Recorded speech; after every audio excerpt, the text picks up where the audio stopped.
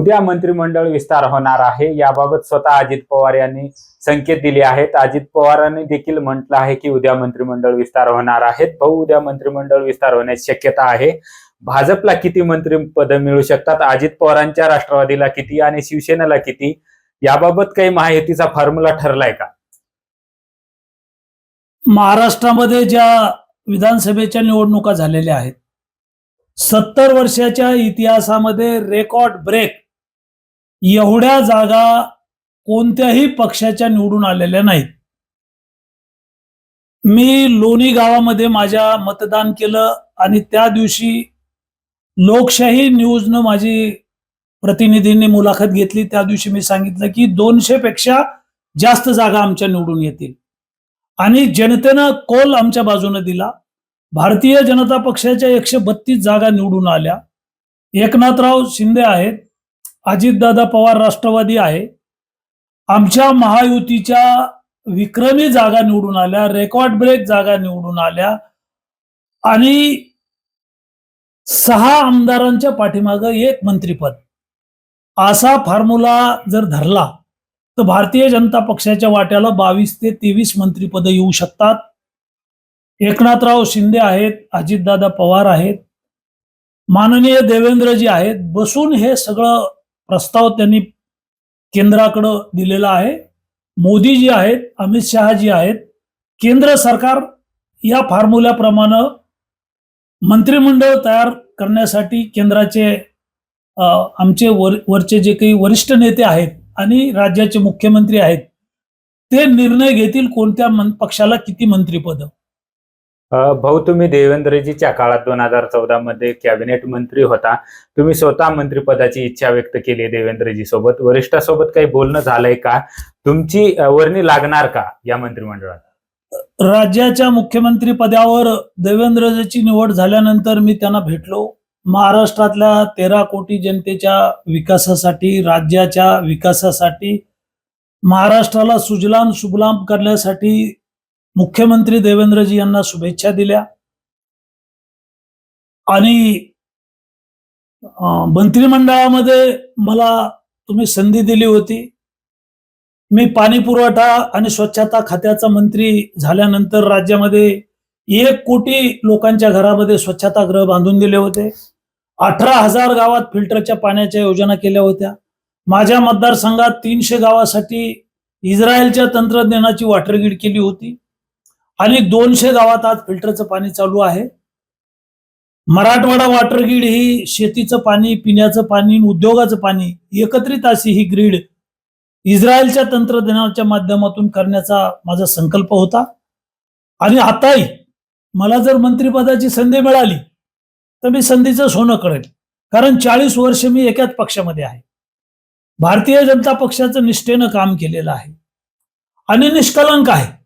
माझ्यावर माझा विरोधक सुद्धा 100 रुपयाचा सुद्धा कुठला आरोप करू शकला नाही। त्यामुळं पक्ष मला संधी देईल आणि त्याचं संधीचं सोनं मी करेल।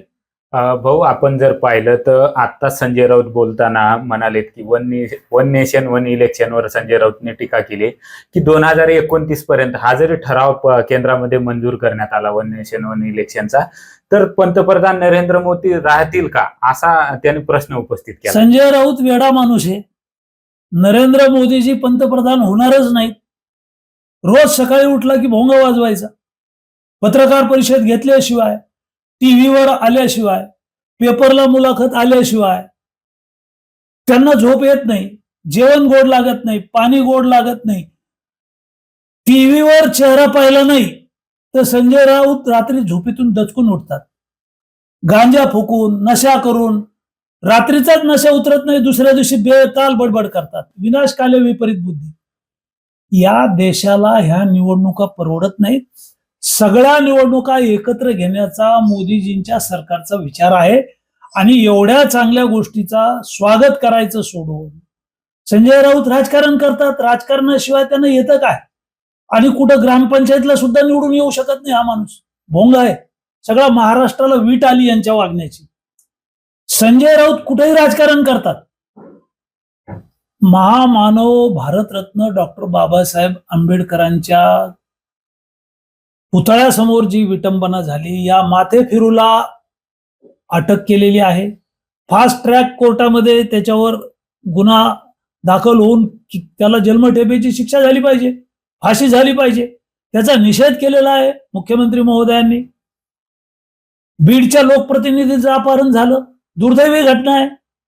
त्याला शिक्षा झाली पाहिजे, त्याला जेलमध्ये टाकलं पाहिजे, त्याला फाशी दिली पाहिजे, ही जनतेची मागणी आहे.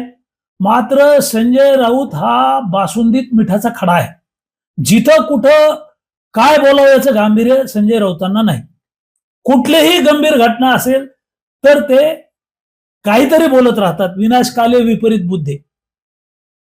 एक दिवस संजय राऊत यांना वेड्याच्या हॉस्पिटलमध्ये टाकावं लागेल असं मला वाटतं. भाऊ, पुन्हा संजय राऊत म्हणालेत की ईव्हीएम वर मतदान होऊन या ठिकाणी भाजप या ठिकाणी सत्तेत आलंय. बॅलेट पेपरवर जर मतदान झालं आणि निवडणुकीच्या निकालाचे मतमोजणी जर बॅलेट पेपरची जर सुरू झाली तर भाजपवाले देश सोडून पळून जातील. संजय राऊत यांच्यावर खरं म्हणजे बोलणं चुकीचंच आहे. लोकसभेच्या निवडणुका झाल्या आणि लोकसभेच्या निवडणुकीमध्ये काँग्रेस, राष्ट्रवादी आणि उद्धव ठाकरेंची शिवसेना यांच्या जागा जास्त आल्या. मग त्यावेळेला यांना काही दिसलं नाही का? त्यावेळेला बॅलेट पेपरवरची का मागणी केली नाही? म्हणजे संजय राऊत हे सुईचं राजकारण करतात. संजय राऊत हा पळपुट्या माणूस आहे. ते भाजपबद्दल त्यांना कावीळ झालेला आहे, विकृती आहे, विनाशकाले विपरीत बुद्धी. म्हणजे संजय राऊत यांना मीडियाचं आणि टीव्हीवर मुलाखत आली पाहिजे यासाठी ते काहीतरी बोलत राहतात, मिठाचा खडा टाकत राहतात आणि चुकीचं बोलल्याशिवाय, मोठ्या पंतप्रधानांच्या विरोधात बोलल्याशिवाय, भाजपच्या विरोधात बोलल्याशिवाय बातमी होत नाही आणि त्यांना बातमी करायची असते. त्यामुळं संजय राऊत यांचा विचार न केलेला बरा. एक ना एक दिवस त्यांना वेड्याच्या हॉस्पिटलमध्ये जावंच लागेल. त्यांचा मेंदू सडला आहे.